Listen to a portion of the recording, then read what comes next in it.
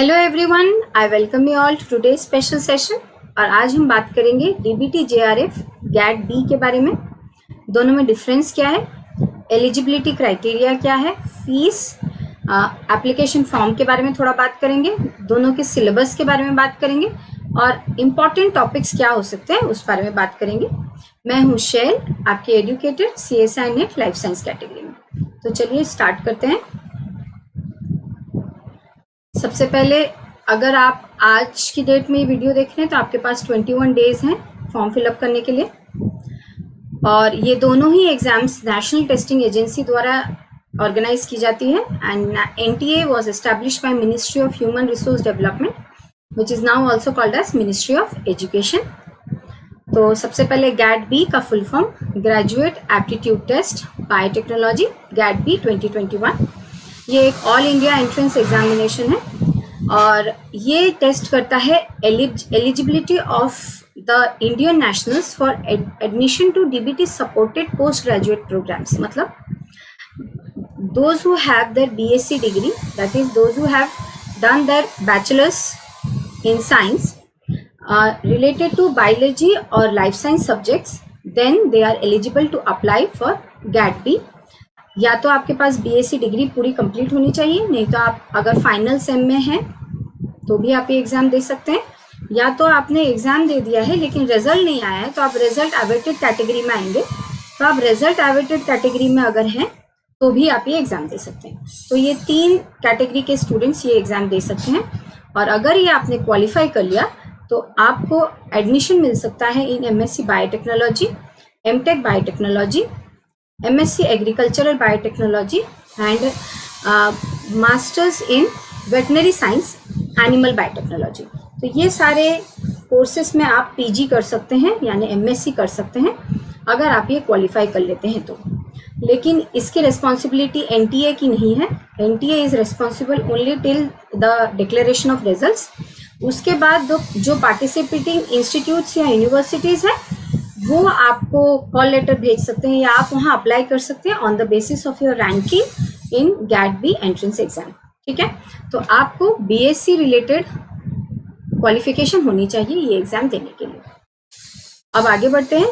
Biotechnology eligibility test 2021, ये exam वो दे सकते हैं जिनके पास MSc डिग्री है इन बायोलॉजी, लाइफ साइंस और रिलेटेड सब्जेक्ट्स, या तो फिर वही सेम आप फाइनल सेम में होना ज़रूरी है, नहीं तो फिर आप एग्ज़ाम दे चुके हैं लेकिन रिजल्ट अवेटेड कैटेगरी में है। तो ये तीनों में से कोई एक कैटेगरी में अगर आप हैं तो आप BET दे सकते हैं यानी कि बायोटेक्नोलॉजी एलिजिबिलिटी टेस्ट BET 2021। और ये एग्ज़ाम हम याद रखेंगे सिर्फ फाइनल सेम वाले बच्चे दे सकते हैं। आप अगर 3rd सेम में हैं या किसी और सेम में हैं तो ये एग्ज़ाम देने के लिए यू आर नॉट एलिजिबल। आप ये एग्ज़ाम अगर क्वालिफाई करते हैं तो आपका नाम 2 लिस्ट में आ सकता है, लिस्ट 1 या कैटेगरी 1 आप कह सकते हैं एंड लिस्ट 2 या कैटेगरी 2। तो यहाँ पे देखिए 2 कैटेगरीज में लिस्ट आएगा क्वालिफाइड स्टूडेंट्स का। तो कैटेगरी 1 में अगर आपका नाम है तो you are eligible to get fellowship and PhD। तो आप PhD यहाँ पे देखिए आप PhD के लिए एलिजिबल हो जाते हैं और जब आप PhD करेंगे तो आपको फेलोशिप मिलेगी, that is DBT sponsored fellowship या DBT JRF प्रोग्राम के अंडर आपको फेलोशिप मिलेगी। आप PhD कर सकते हैं ये एग्ज़ाम क्वालिफाई करने के बाद अगर लिस्ट 1 या कैटेगरी 1 में आपका नाम आता है। And for that also NTA is not responsible. जो पार्टिसिपेटिंग यूनिवर्सिटी या इंस्टीट्यूट है उस पर डिपेंड करता है कि आप वहाँ पे एडमिशन ले सकते हैं यानी आप यहाँ पे एनरोल हो पाएंगे या नहीं PhD के लिए। तो आप यहाँ पे क्वालिफाई करके कैटेगरी 1 में नाम अगर आया तो अप्लाई करेंगे and basin on that university और इंस्टीट्यूट आपको वहाँ पे एनरोल किया जाएगा। It is all dependent upon the university और इंस्टीट्यूट। फिर आपका नाम अगर लिस्ट 2 या कैटेगरी 2 में आता है तो इसमें आने के बाद आप एलिजिबल हो जाते हैं DBT स्पॉन्सर्ड प्रोजेक्ट्स के लिए।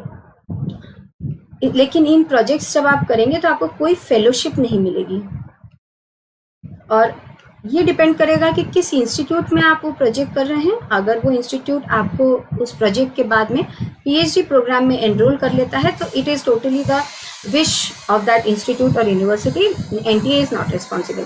You will be just eligible for a DBT sponsored project in any of the participating university or institute without fellowship. तो ये हो गई एलिजिबिलिटी क्राइटेरिया गैट बी और बीईटी में, और डिफरेंस कि दोनों में बेसिक डिफरेंस क्या है। देन आते हैं एप्लीकेशन फॉर्म के ऊपर। ये देखिए ये लिंक है, इसके थ्रू आप जाके इस पे क्लिक करने से आप एप्लीकेशन फॉर्म के पास पहुंच जाएंगे। स्टार्ट हुआ है 7 जुलाई से, एंड होगा 31 जुलाई को। दोनों का 31 जुलाई 11:50 PM लास्ट होगा। देन फीस है गैट बी का 1200 for general OBC and NCL EWS, लेकिन SC ST एंड PWD के लिए है 600। BET के लिए वही सेम 1200 600। तो आप दोनों में अब भी अप्लाई कर सकते हैं, या एक के लिए भी आप अप्लाई कर सकते हैं। अगर आपने दोनों के लिए अप्लाई किया तो भी आपको एक ही एप्लीकेशन फॉर्म भरनी होगी, ये बात याद रखेंगे। Only one application form is required for if you want to apply for both the exams, but you have to pay double the fee. तो डबल फीस आपको भरनी है अगर आप दोनों एग्जाम देना चाहते हैं, लेकिन अगर आपको एप्लीकेशन फॉर्म एक ही भरनी होगी। एक एग्जाम देना चाहते हैं तो भी एक एप्लीकेशन फॉर्म, फीस सिर्फ उस रिलेटेड होगी 1200, दोनों की सेम है, जनरल एंड SC ST और स्पेशल कैटेगरी के लिए 600। तो ये हो गई फीस एंड डेट के बारे में बातें। देन ये एक कंप्यूटर बेस्ड या MCQ टेस्ट होगा। दोनों ही एग्जाम्स 3 आवर्स के लिए होने वाले हैं। दोनों ही एग्जाम्स 14 अगस्त 2021 को होने वाला है, that is date of examination is already declared. Then timing दोनों की ही सेम है, सॉरी टाइमिंग BET की है हमारी 3 PM to 6 PM और गैट बी की है 9 AM to 12 AM। तो सैटरडे को फर्स्ट आवर हो गया है गैट बी के लिए और सेकेंड आवर है BET के लिए। देन रिजल्ट्स वगैरह और एडमिट कार्ड वगैरह अभी नहीं, एग्जामिनेशन सेंटर ये सारी चीज़ें आपको एडमिट कार्ड में मिलेंगी। तो एडमिट कार्ड बाद में रिलीज़ किया जाएगा और रिजल्ट्स ये सब वेबसाइट पे रिलीज़ किया जाएगा। ये वेबसाइट्स है dbtnta.ac.in या www.nta.ac.in। तो इसके द्वारा आप ये सब कर सकते हैं। अब बात करते हैं एप्लीकेशन फॉर्म के बारे में। सो एप्लीकेशन फॉर्म को भरने का 4 स्टेप्स है। स्टेप 1 में you have to register for online registration using your own email ID and mobile number. तो आप पहले स्टेप में रजिस्टर करेंगे और आपको एक सिस्टम जनरेटेड एप्लीकेशन नंबर मिलेगा and you have to note down this system generated application number, this is very important. फिर स्टेप 2 में आप ऑनलाइन एप्लीकेशन फॉर्म भरेंगे। ऑनलाइन एप्लीकेशन फॉर्म भरने के बाद में भी आपको एक सिस्टम जनरेटेड एप्लीकेशन नंबर मिलेगा, आप उसको नोट डाउन कर लेंगे। ये स्टेप 2 है। और स्टेप 3 में आपको अपलोड करने होंगे सारे डॉक्यूमेंट्स, जैसे कि रिसेंट फोटोग्राफ, देन आपकी सिग्नेचर, अगर आप PWD कैटेगरी से हैं उसका certificate, then certificate of proof of date of birth, और अगर आप रिजल्ट अवेटिंग कैंडिडेट हैं, मतलब आपने अगर फाइनल सेम का एग्ज़ाम दे दिया है या आप BSc में है MSc में है, तो वो रिजल्ट अवेटिंग कैंडिडेट के आपको एक लेटर आपको एक प्रोवाइड करना पड़ेगा अपने हेड ऑफ द इंस्टीट्यूट से कि yes I have given the exam and I am waiting for the result. या तो फिर अगर आप फाइनल सेम का एग्ज़ाम देने वाले हैं तो भी आपको हेड ऑफ द इंस्टीट्यूट से एक लेटर प्रोवाइड करना होगा, अंडरटेकिंग एक प्रोवाइड करना पड़ेगा। तो या तो आप रिजल्ट अवेटेड कैटेगरी में हैं तो भी अंडरटेकिंग देंगे, या आप एग्ज़ाम दे चुके हैं, सॉरी एग्ज़ाम देने वाले हैं तो भी आप एक अंडरटेकिंग प्रोवाइड करेंगे। तो ये चीज़ें हो गई। फिर स्टेप 4 में आपको पेमेंट करनी होगी। तो ये 4 स्टेप्स है। नेक्स्ट वीडियो में हम ये भी देखेंगे कि कैसे एप्लीकेशन फॉर्म फिलअप किया जाएगा। और अगर सारा स्टेप्स आपने ठीक से कर लिया तो आपको एक कंफर्मेशन पेज आएगा। अगर ये नहीं आया तो आप जिस भी बैंक से या जिस भी मोड से आप पेमेंट कर रहे हैं आपको उसे कांटेक्ट करना पड़ेगा। सो this is all about the application format. Let's proceed. उसके बाद एलिजिबिलिटी क्राइटेरिया के बारे में तो हमने बात कर ही ली है, ये सारी चीज़ें हैं। अच्छा, BET के लिए आपको MSc होना ज़रूरी है, मतलब आपको या तो बैचलर BE या BTech, पहली बात तो आपके पास एक बैचलर्स की डिग्री होनी चाहिए BE या BTech की, मास्टर्स की डिग्री होनी चाहिए, MSc, MTech, MVSc या इंटीग्रेटेड MSc या MTech, इनमें ये दोनों डिग्री ज़रूरी है to apply for BET। So you have to be a bachelor, BE or BTech, and MSc or MTech or MBSc, integrated MSc or MTech in life science और related areas of biology. अगर आप इसमें हैं, ये दोनों qualification आपके पास है, तो ही आप BET एग्जाम दे सकते हैं, जैसे कि मैंने आपको बताया.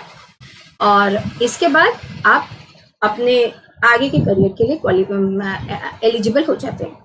60% मार्क्स है जनरल के लिए और 55% मार्क्स है स्पेशल कैटेगरी के लिए. एज लिमिट है 28 ईयर्स, लेकिन विमेन और ओबीसी स्पेशल कैटेगरीज के लिए 31 ईयर्स है. जैसे कि age relaxation up to 5 years for SC ST and differently abled, इनके लिए 5 ईयर्स एलिजिबल.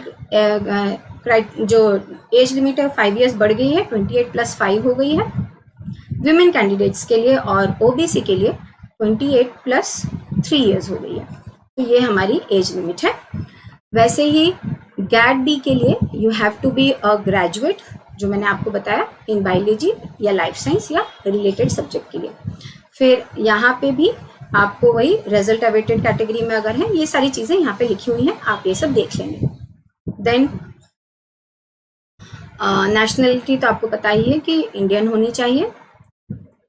उसके बाद नंबर ऑफ मार्क्स और नंबर ऑफ क्वेश्चंस के बारे में बात कर लेते हैं.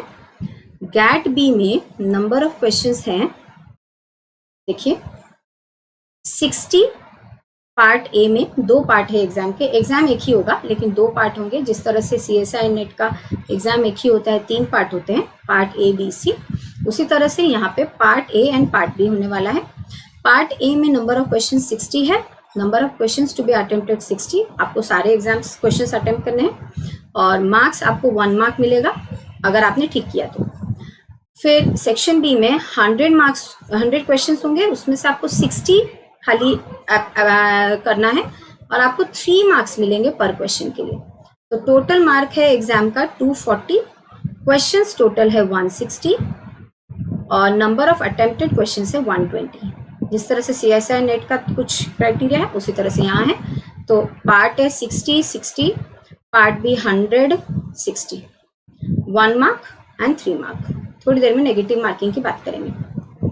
अब BET में देखिए वैसे ही पार्ट ए है और पार्ट बी है. वहाँ था 60, यहाँ पे है 50, वहाँ पे था 1 मार्क, यहाँ पे है 3 मार्क. देखिए 3 मार्क मिलेगा आपको पर क्वेश्चन करेक्ट होने के लिए. वहाँ पे था पार्ट बी में 100, आप 60 अटेम्प्ट कर सकते थे, आपको 3 मार्क मिलता. यहाँ पे है 150, आपको 50 ही अटेम्प्ट करना है एंड सेम 3 मार्क्स मिलेगा. तो इस तरीके से दोनों के मार्किंग स्कीम है.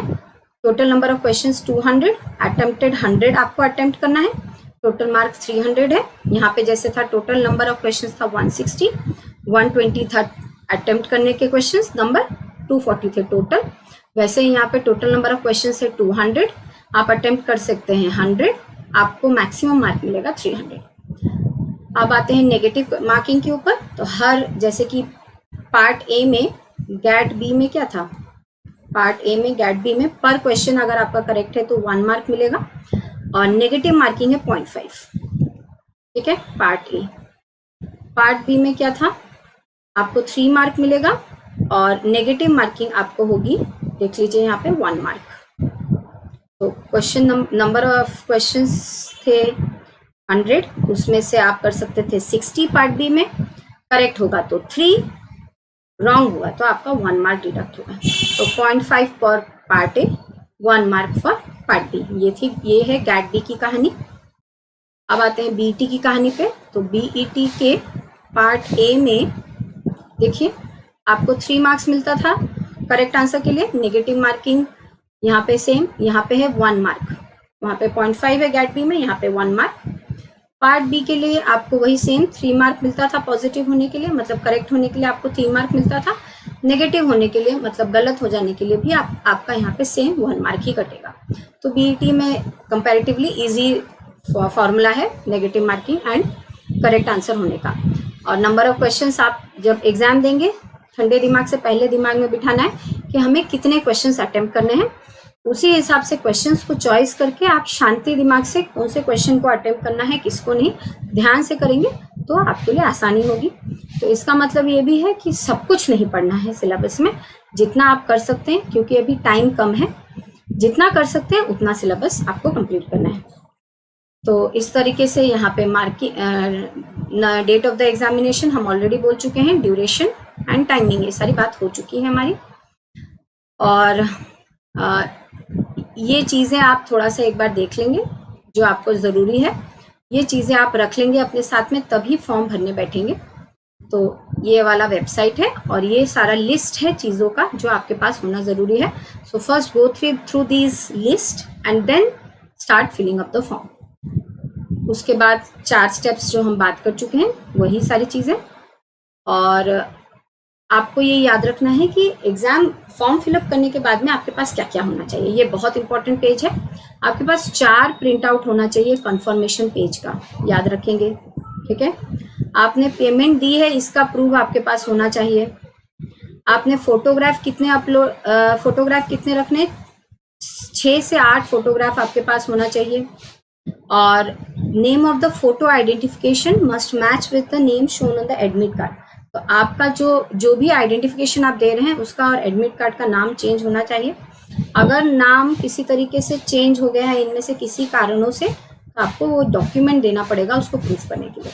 तो ये सारी चीज़ें थोड़ा एक बार देख लेंगे फॉर्म फिलअप करने से पहले। अब जब एग्ज़ाम आप दे देंगे उसके बाद एनटीए पहले रिकॉर्डेड रेस्पॉन्सेस दिखाएगा, मतलब आपने जो भी आंसर दिए हैं एग्जाम्स के वो पूरे आएंगे। फिर आंसर की बाद में आएगा, उसके बाद रिजल्ट्स आएगा। सो आपका जो आंसर, जो आपका एमसीक्यू का पेज है वो पहले रिलीज किया जाएगा dbtmta.ac.in पे। उसके बाद आंसर की आएगा, तो आप उसको डाउनलोड करके रख लेंगे। जब आंसर की आ जाएगा तब आप उसको मैच कर सकते हैं, फिर रिजल्ट्स आएगा। और अगर आपको चैलेंज करना है किसी आंसर की को, तो आपको 1000 रुपीज़ लगेंगे हर आंसर की को चैलेंज करने के लिए, जो भी आंसर की आप चैलेंज करना चाहते हैं। तो इस तरह से एग्ज़ाम के बाद में ये सब होने वाला है। देन आपको अगर कोई प्रॉब्लम है किसी भी तरीके की, तो आप यहाँ पे इसको पढ़ लीजिए। यहाँ पे आप कॉल कर सकते हैं या जो भी मेल कर सकते हैं, ये चीज़ें आप देख लेंगे थोड़ा। तो इस तरीके से हमने बात की गैट बी और बीटी के बारे में। अब देख लेते हैं इनके सिलेबस के बारे में, ठीक है। तो सिलेबस के बारे में देखिए, ये देखिए हमारी ग्रेजुएट एप्टीट्यूड टेस्ट, ये जो सिलेबस है इसका यहाँ पर मेंशन किया गया है। वही same section A section B होगा। तो जो सेक्शन ए होगा उसमें आपको 60 क्वेश्चंस मैंने आपको बताया था। तो सेक्शन ए में जो पूछा जाएगा that will be related to aptitude, यानी कि मैथ्स का कुछ क्वेश्चन आ सकता है, केमिस्ट्री, बायोलॉजी, फिजिक्स 10+2 लेवल का। पार्ट ए में रेडी रहिए फिजिक्स, केमिस्ट्री, मैथमेटिक्स और बायोलॉजी के क्वेश्चंस के लिए, गैट बी की बात कर रही हूँ। और पार्ट बी में जनरल जो बायोटेक्नोलॉजी है या बेसिक बायोलॉजी पूछा जाएगा। काफ़ी इजी है, जो लोग पढ़ते आ रहे हैं CSI नेट के लिए वो आसानी से पार्ट बी का सिलेबस देख सकते हैं। तो पार्ट बी में देखिए बायोमोलिक्यूल्स है, viruses, prokaryotic and eukaryotic cell structure, basically similar to our CSI NET syllabus. Molecular structure of genes and chromosomes and history of immunology. तो ये सारी चीज़ें आपके लिए आसान होंगी। आप इनमें से चॉइस कर लीजिए आपका कौन सा स्ट्रेंथ है, उसको पढ़िए। जिसमें भी आपको प्रॉब्लम है वो चीज़ छोड़ ही देने से भलाई होगी, क्योंकि अभी टाइम नहीं है, तो अभी हड़बड़ करके पढ़ने से कुछ होने वाला नहीं है। तो जो चीज़ें आपको आसान लगती हैं, ये 5 मैंने जो बोला, biomolecules, viruses, prokaryotic and eukaryotic cell structure, molecular structure of genes and chromosomes and history of immunology, तो आप ये सब देख सकते हैं। देन देखिए यहाँ पे इम्यूनोलॉजी रिलेटेड ही है, complement system. Then major bioinformatic resources and search tools, ये हमारे CSI नेट के सिलेबस में नहीं है, ये नया है। आप करना चाहें तो कीजिए, नहीं तो छोड़ दीजिए। Then restriction and modification enzymes, ये सब हम पढ़ते आ रहे हैं, totipotency. Then production of secondary metabolites, animal cell culture, chemical engineering principles applied to biological system, ये भी हमारे लिए नया है। Engineering principles of bioprocessing, then tissue culture and its application. So जो नया है उससे बेटर है कि वो नए में से 1-2 पढ़िए, बाकी छोड़ दीजिए। बाकी देखिए ये वाला पेज तो पूरा हम जानते हैं, ये पूरा हम पढ़ते आ रहे हैं, वही चीज़ें हैं, ठीक है। तो क्यों ना इन्हें हम अच्छा से पढ़ लें। ताकि इसमें से एक भी क्वेश्चन स्लिप ना हो जाए हमारे हाथ से। फिर ये भी हम जानते हैं, है ना, फिर ये भी जानते हैं। फिर ये सारी चीज़ें नई हैं हमारे लिए। ये टिश्यू कल्चर एंड एप्लीकेशन, ये भी आसान है, तो ये चीज़ें ध्यान दीजिए थोड़ा। इसके अलावा गैट-बी में कुछ नया सिलेबस, मतलब बोल सकते हैं 40% नया है, 60% वही सेम है। So let's talk about the syllabus of BET. So BET के सिलेबस में भी वही same part A and part B है। पार्ट ए में आपको मैथ्स, फिजिक्स, केमिस्ट्री, बायोलॉजी, या आप बोल सकते हैं कि पार्ट ए में एप्टीट्यूड रिलेटेड, जैसे CSI नेट में आता है पार्ट ए, वैसा ही टाइप का आने वाला है। उसमें रीजनिंग होगा, थोड़ा बहुत कैलकुलेशंस होगा, थोड़ा मैथ्स होगा, इस तरह से होगा। तो देखिए पार्ट ए में ये सारी चीज़ें आ सकती हैं। तो आप पार्ट ए के लिए जैसे CSI नेट के लिए प्रिपेयर करते हैं वैसा ही है। पार्ट बी में देखिए क्या बहुत कुछ सिमिलर है, कुछ बहुत कुछ नया भी है। सो बायोमोलिकुलर स्ट्रक्चर एंड फंक्शन, ये सारी चीज़ें तो हम पढ़ते हैं CSI नेट के लिए, आसानी से आप पढ़ सकते हैं। देन मेथड्स इन बायोटेक्नोलॉजी पढ़ सकते हैं, ये सब हम जानते ही हैं। मिक्स है यहाँ पे CSI नेट के जैसा ही है। फिर organisation of structure and function of prokaryotic and eukaryotic cell, ये भी लगभग जानते ही हैं बहुत सारे लोग, बहुत कुछ इसमें हम जानते हैं। सेलुलर प्रोसेसेस भी हम सब पढ़ चुके हैं। देन रिकॉम्बिनेंट DNA टेक्नोलॉजी, ये भी हमारा सेम है CSI नेट से। Then genetics, phylogeny and evolution same है। जीनोमिक्स एंड प्रोटियोमिक्स ठीक है, वही सेम है CSI नेट से। ये वाली नई है IPR, बायोसेफ्टी एंड बायोएथिक्स, ये नया है, इसमें आपको ध्यान देना है। सो बेटर होगा कि जो नया है उसमें से कुछ चूज कीजिए, बाकी CSI नेट वाली चीज़ पे कॉन्सेंट्रेट कीजिए, ये सब नया है। Then specialised branches in biotechnology, agricultural biotechnology, ये हम जानते हैं CSI नेट के जैसा ही है। Then tissue culture, transgenic technologies and biotechnology, जानते हैं ये भी चीज़ें लगभग सेम है। Then molecular breeding and genomics, थोड़ा थोड़ा नया है, जैसे कि यहाँ पे देखिए ये सारी चीज़ें थोड़ी सी नई हैं, बाकी हम पढ़ते ही हैं CSI नेट के लिए, ठीक है। ये वाला थोड़ा सा आपको देखना पड़ेगा, तो जो नया है उसे कम पढ़िए। Then abiotic, biotic, stress biology, ये भी ठीक है, पढ़ा है ऑलमोस्ट हमने। फिर बायोडाइवर्सिटी, ये भी हम जानते हैं। एनिमल बायोटेक्नोलॉजी तो ऑलमोस्ट है, ठीक ठाक हम जानते हैं, फिर भी थोड़ा बहुत नया है इसके अंदर, तो आप देख के चूज कीजिए कि क्या आपको पढ़ना है और क्या छोड़ना है। Then MTech biotechnology, biochemical engineering and industrial biotechnology, ये पूरा नया है, तो ये आप अगर जानते हैं तो ही इसमें घुसिए, नहीं तो फिर बेटर है कि जो नहीं जानते हैं उसको छोड़ दीजिए।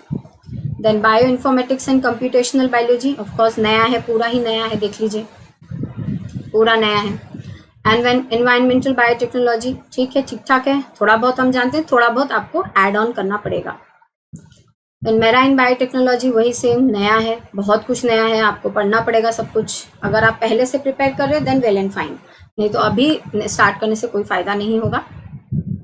Then medical biotechnology, vaccinology, immunotechnology, CMI and imaging technology, नया है, बहुत कुछ नया है, कुछ सेम है, आप देख सकते हैं। देन नया है, बहुत नया है। Then molecular and human genetics, आधा सेम है, आधा नया होगा आपके लिए, लगभग सेम है, ये वाला सेम है, देखिए CSI नेट के जैसा ही है। So you can go through it and you can take a look.